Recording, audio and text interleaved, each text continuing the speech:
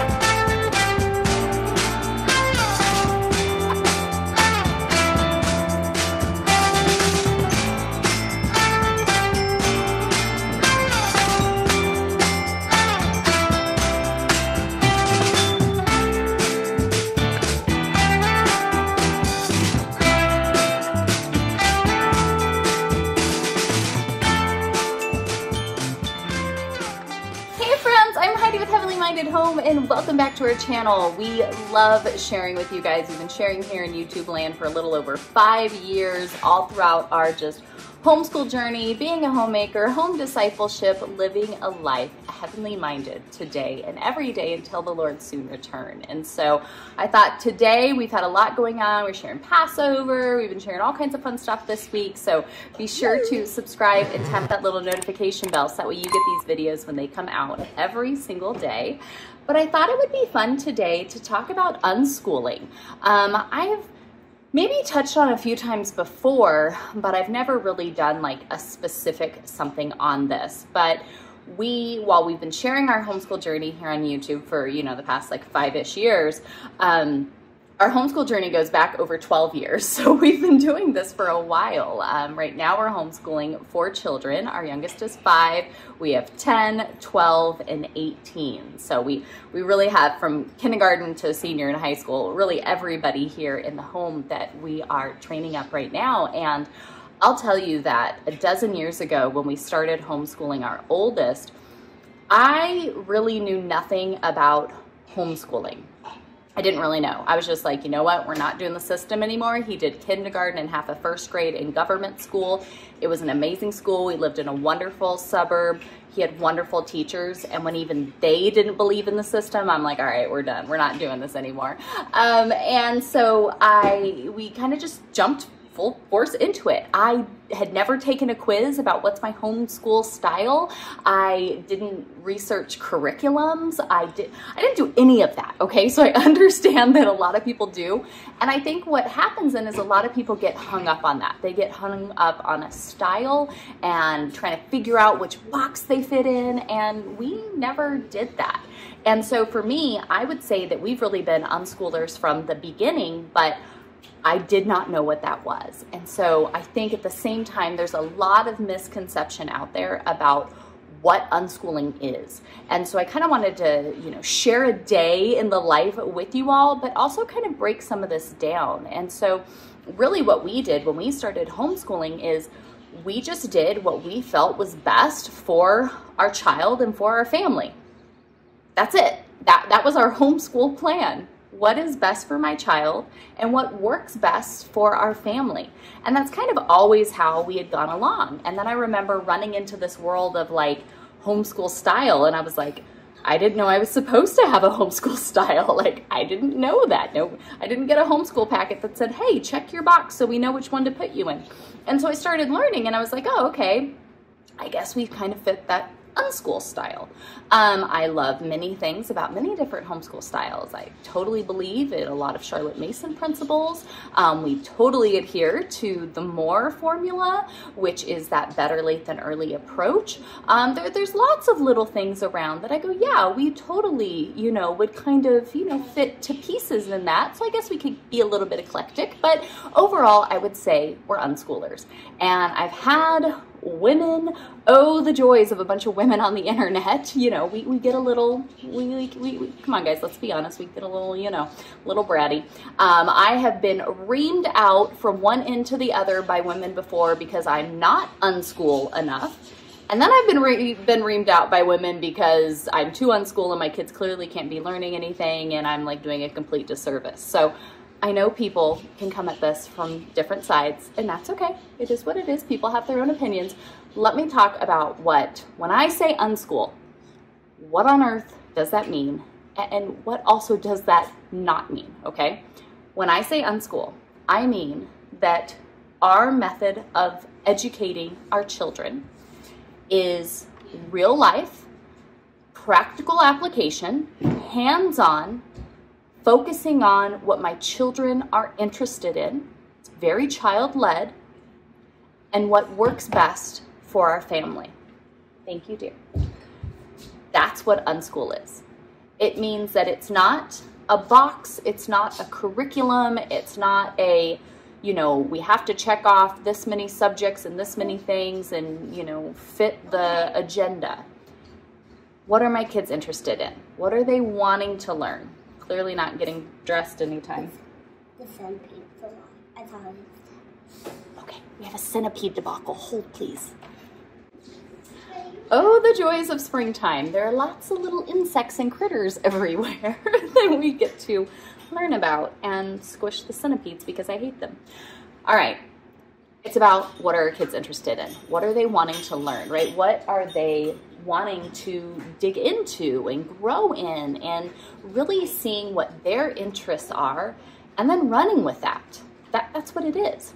So what it isn't that my kids just don't learn anything and they never do any sort of schoolwork or educational anything. They're lazy, they sit around all day, melting their minds in video games and have nothing to give back to anyone.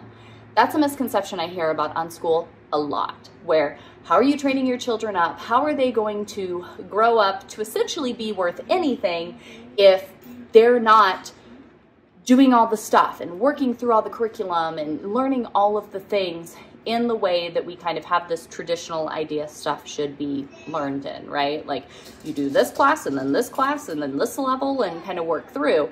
And so then we kind of get this misconception that our kids really don't know anything. They're just lazy and, melt their brains away on screens all day and nobody's learning anything. And now my kids are going to be doomed when they become adults because they have no education.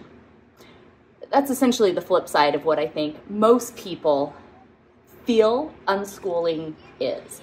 And so I just want to make sure that we're clear here that there's a huge difference between I'm not educating my children in any way, shape, or form. They have no knowledge, no growth, no nothing, versus I let our learning be led by what my children are interested in, our real life situations, and the things that they need to grow in because it's what they'll practically be using as adults in this life. Big difference between the two. And so we have to make sure we understand that. I know a lot of people will say, oh my gosh, I love the idea of unschooling, but I can't do it in my state. My state is really, really strict. False, I promise you. If you look up your state unschooling, unschooler, whatever term you want to use, I promise you, look around a little bit. There are amazing unschool resources for every single state that can help you facilitate meeting the requirements that your state's government is inflicting on you and your method of wanting to train up your children and educate them. So it's literally possible everywhere. I promise you, you might just have to do a little bit of educating yourself, but you can absolutely do that. So that's what unschooling is and isn't. Now let's talk about how that looks legitimately, real life, nothing fancy. What does that look like in our home, at least in this current season of life? So of course, every season of life brings its own things, okay? It just is what it is, and you gotta roll with life. You can't stop the waves, you gotta just go with it, right? In this current season, this is kind of what we've been looking like. So for us, when we say unschool, I've kind of been all over the place.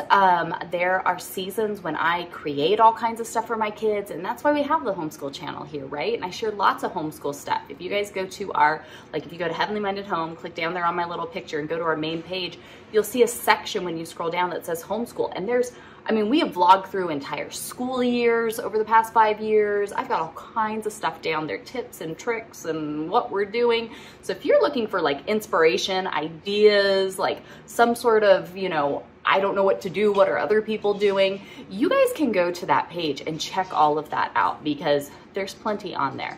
But for us in this season, 5-year-old, 10-year-old, 12-year-old, 18-year-old, when I say unschool, this is what we do. Every day when we wake up, we do our normal chores. Part of our children's education is preparing them for adulthood. That's our job as parents, and it's our job as their educators. I want to foster a love of learning in my children. Now, learning doesn't just, you know, relate to something that comes from a textbook. Learning's all around us, right? We should always be learning. We should always, and I want them to love that. I want them to enjoy the learning process. And so I want them to have practical life skills. I have 3 daughters that I profess to be a follower of the Lord. Therefore, I live biblical womanhood out daily as Christ has called all women that profess his name should. I have 3 daughters that need to be trained up to know what God's word says, what it says to us women specifically, and kind of what our marching orders are. And so making sure that I am teaching my daughters how to care for a family, how to keep a home, how to be a servant above all, because Christ came to serve, right? Working through these things are very, very important. The same thing with our son.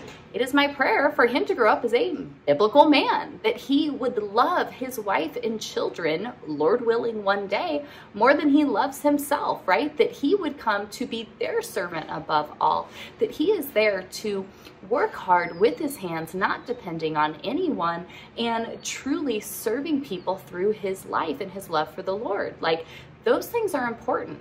I want my kids to know. I mean, I remember I was 17 when I had my first son, and we had gotten married, and on my 18th birthday, we moved into our first apartment together, and it was a big shock. And I was a very responsible teenager as far as like cooking and cleaning and doing things.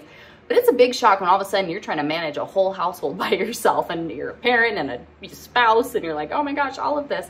And so I want to make sure that my kids are equipped, that they understand how grocery orders work, that they understand how to pay bills and finances and practicalities of fixing things that break around the house and taking care of our appliances and, you know, all of the crazy things that happen in life. And so waking up and having our chores and having our things, caring for our animals, feeding things, watering things, you know, taking care of that stuff, that's all learning. That's all part of the educational process when we educate the whole child.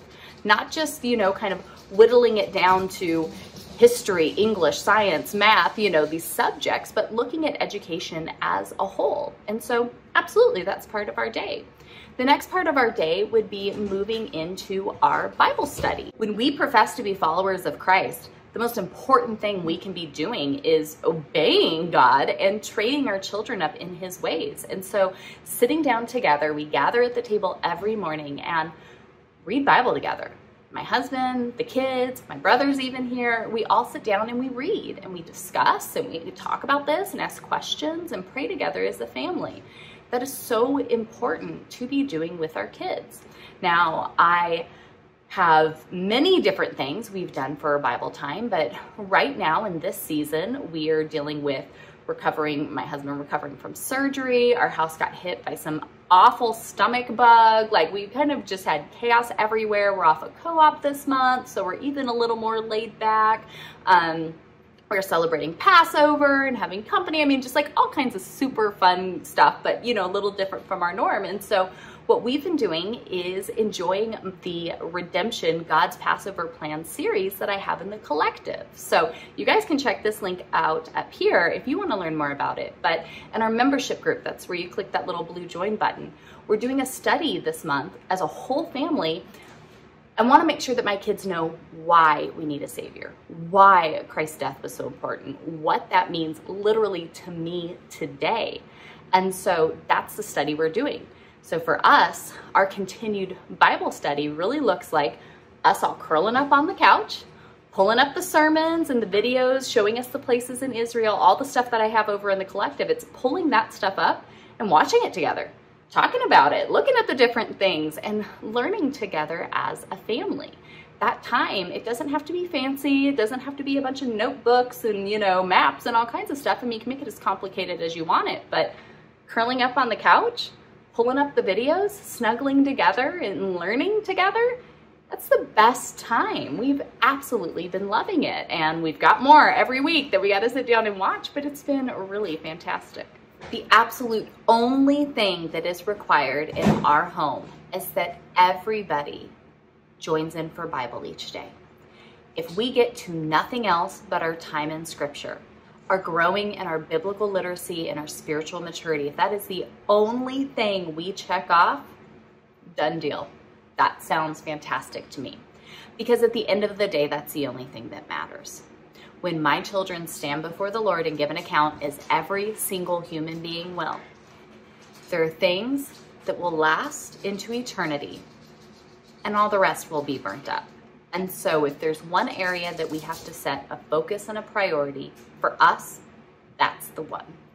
So Bible for us, priority, that's what we do, especially doing this redemption study. It's been so much fun. I love it because, like I said, there's sermons to watch, but then there's videos like they're in Israel going through the stuff, and it's been super fun. I also shared on Passover, we partnered with Genesee Box, and they're fantastic. They send you a box and like you do a video tour like through Jerusalem was the one we did. I have a code down below if you guys want to check it out, but it was so much fun. So like being able to do this Passover study we're doing, looking at these places like literally in Israel, doing the Genesee Box where we like go through and get little things, you know, from the different places and watch the video. It's just really cool, again, just seeing that like whole education of from biblical time to modern day and seeing it all come together and all of that.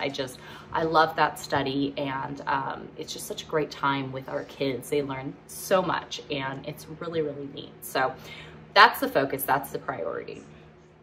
The only other thing that I ask our kids to grow in some way, again, some way, doesn't have to be a certain curriculum, doesn't mean the curriculum's bad. Curriculum's great, right? It can be useful in many different areas, but it doesn't have to be curriculum. They have to grow in their reading, their writing, and their math skills. That's the only area that I want my kids to have any sort of particular focus. Now for us, we accomplish most of this through the HMH co-op. We have new classes that start next month. You guys have got a playlist you guys can check out up here if you want to look at different co-op stuff.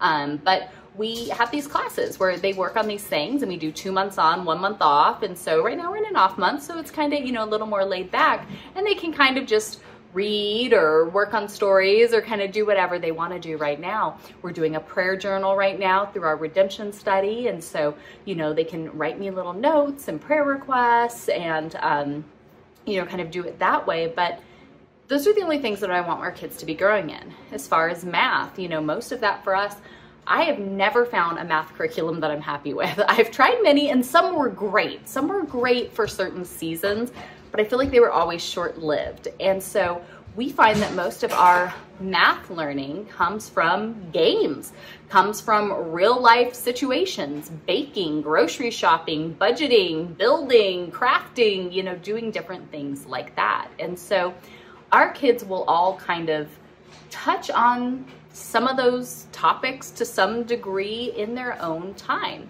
Maybe one day I've got a kid who is like totally eaten up reading books all day long. Other days I've got half of my kids right now writing full-blown novels, so they are checking off more than enough writing than I think for, you know, 3 lifetimes. So it kind of just depends on the day and what it brings. So in a typical day, we finish up our Bible time, we finish up, you know, our family time, chores, breakfast, you know, all that type of stuff. And then our days are open to our kids. Again, we have a little more structure when it's homeschool co-op time, but on our off months, there's really not much. They can go and pursue the things that interest them. Right now, especially it being spring, the weather has been beautiful. So pretty much as soon as they get ready, my kids split and are out the door, and the girls are gone. We love the, you know, going around. There's lots of wildlife, right? All the insects are coming out. All the little critters are coming out. They love playing on their swing, hiking around the property, making up their own little games, jumping on the trampoline, collecting caterpillars and watching the ladybugs and the butterflies. They love going around and collecting flowers. I was a florist by trade, so flowers are something that our home really, kind of worked around for many, many years. And so they love when all the flowers are in bloom and they can go around and pick stuff and design their own bouquets. I usually have cups all over the house with their little bouquets in them. But they have that time to go out and to pursue fun, right? Go out, learn, find out about things. I cannot tell you how many times they come in with some sort of bug or plant or something. What's this? And so I want my kids to be inquisitive. I think that's a huge part of training up our children, especially from an unschool perspective. When we run into things, we go, what is that? I don't know, right? So we pull out Google Lens, or we, pull up some app, or we start doing some research, right? What type of bug is that? Where does it come from? Why is it doing that? And so they learn a lot through that. So again, if we're trying to check off science, biology, we're trying to check off all of these things, you do that in life. You do that through exploring, through being inquisitive, through just letting them follow the things that they're interested in wanting to learn more about. We can tell you all kinds of odd facts about snails and slugs and bees and wasps and caterpillars and moths and butterflies. I mean, all kinds of stuff. The fish in our creek, the little crawdads, all the different stuff like that, because we run into them and we find them and then we learn about them. It really is that simple. And I also notice, because it's from a hands-on real life situation, my children retain nearly all of the information that I share with them because it's hands-on, it's happening. They're invested in it. They want to know why this fish does this, or why this plant is this, or whatever it is. And so you do see that retention go way up when there's a reason for them wanting to learn it, versus this is what's next in the curriculum, so here we are drilling all of this stuff that they're like, I don't care. They don't remember what you said 5 minutes after you said it. So I find that to be a huge benefit. So they go out, they spend a lot of time outside. Like I said, I've got some kids that are huge readers that read all the time. I don't even have to worry about suggesting books to read because that's what they love doing. They're off reading all the time. Our problem actually usually becomes telling them, you're done, put the book down, go out and see real life for a minute, okay? Our kids love writing. We've been doing these writers workshop in the HMH co-op, and they're getting ready to actually publish their first group book. I'm so excited for it. So co-op families, it's coming. You guys go to newsletter, we're putting it all together. But I have kids that are writers. Our oldest has found a huge passion in that, and he has hated writing his entire school life until just recently.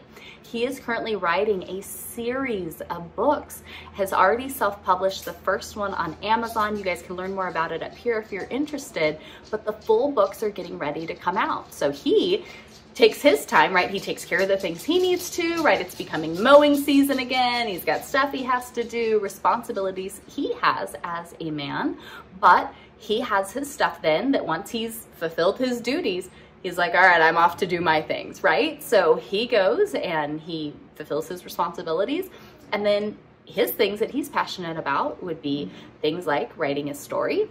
He loves racing. He loves, crafting and creating different things. And so he goes and he takes off and, that's his thing that he wants to do. Lily, our next, she is a huge reader, but also a huge writer. She loves writing stories and designing cover art and doing these different things. And so most of the days you'll find her doing things like that. Her and her brother both love racing. So if you want to know racing stats, you want to know details, you want to know news and history and all of that, go talk to them. That's their area, right? They can give you all kinds of information that way. And then we have Virginia. Right now, especially, she loves being outside. So she is outside currently as we speak. I see her out there, but she's out there playing. She's collecting stuff. She's pulling together flowers. She's doing these different things because that is what she loves. And I want them to have this open-ended time to play, to build these skills as they problem solve with one another, and they use their imaginations, and they pursue these things that they do find so fun. And then we have little Olivia, who's only 5. So she kind of just follows along with the other three and really just soaks up some of everything. It's amazing to see when you just are inquisitive and you kind of set this almost like adventurous spirit of exploring and looking and gathering, how much our kids soak up and pick up and really do learn throughout the day. And so for us, that's a huge part of just what unschooling looks like.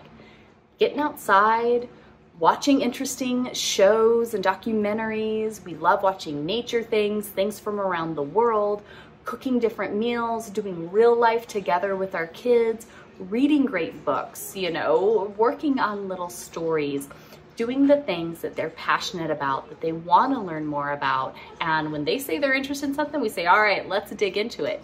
I will help you learn how to research and find good resources to help you further your learning of that topic. And it really is so impactful. And I think our kids are some just amazing, well-rounded kids. And it's not just our family. I have many friends who are unschoolers, some with, 7, 8 kids, and their children are phenomenal. They're so amazing. And they just have such a love for learning because their learning style has always been child-led. We all would much rather learn about the things that we're interested in learning about. Why don't we remember that for our children? When you open it up to the things that they're passionate about, that they're interested in, the things that work with your family and what you have going on, it's okay if you don't fit the boxes of everyone else. It's all right. Everyone else isn't your family. So having this time to say, hey, what are we interested in? What do we want to learn about? What do we want to do? I would much rather get out there, get hiking, move some rocks around, dig and learn about stuff than have to sit here and drone on through book after book of what is out in the real world.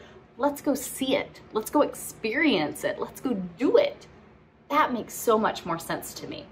And my kids are far more interested in something like that than, oh my gosh, please tell me it's not another biology book, right? So that's how we tackle unschooling. I love giving our kids the freedom to be responsible for themselves. Like our son, he's got a meeting that he set up today with a digital artist he's working with to get some digital art for his story, his book that he's getting ready, the first novels, everything's getting put together and getting ready to be published. And so he's got to check in with her and see how the images are coming and getting everything put together to get the story finished up and final edits and all of that. Lily will go and say, hey mom, can I go ahead and set a time to, yesterday she was working, so hey, I need to get on and work with these guys to finish up this for my book. Can I go ahead and get on and do it at this time? Yep, that works. Good job, right? You're seeing them take that initiative, be responsible. These are the skills that they're going to need. And I would much rather give them that space and that freedom to learn how to handle those types of responsibilities while they're here safe in the home versus just focusing on curriculum and books and this, and then, hopefully when I turn you out and turn you loose, you get all the rest figured out. That's not how I want to do it. So for us, this is what a typical day in the life, unschool, in this current season of life looks like. It looks like a lot of playing, a lot of games, a lot of snuggle time together, learning about God's Word, and a lot of just making sure that our children feel loved, encouraged, and nourished as a whole. I don't just focus on academics. Academics are there and they're important. If the whole child is healthy and loved and feels secure and truly rooted in the Lord, everything else will absolutely fall into place. And I believe that 100 bazillion%. So I pray that this can be, not that you have to do it how I do it, that is not at all what I mean, but I pray that this can be an encouragement to you. And maybe there's someone who's struggling. Maybe it's a group you're in or friend you have and they're trying to figure it all out. Share this with them. Maybe it can be a blessing to them to be able to say, okay, there are other ways we can do this. Unschooling doesn't mean you just sit around and do nothing and your kids aren't educated and they're just lazy, right? Like that's not at all what it means. It can be very beneficial to let our kids focus on what matters to them and to be able to look at the whole family and say what works best for our family. Now, maybe what works best for your family is a lot of structure and a lot of lessons. That's fantastic. That's great. Do that if that's what works best for your family. We're not that family, and that's okay. So hopefully this can be a blessing. Feel free to share this if this has been helpful for you. We'd appreciate if you guys gave us a thumbs up. Let the algorithm know that this video is helpful. Otherwise, I will see you guys right back here tomorrow. So be sure to subscribe and tap that little bell notification. If you want a little something else to watch, might I recommend this video up here? I think you're gonna like it. I'll see you all right back here tomorrow. Bye, friends.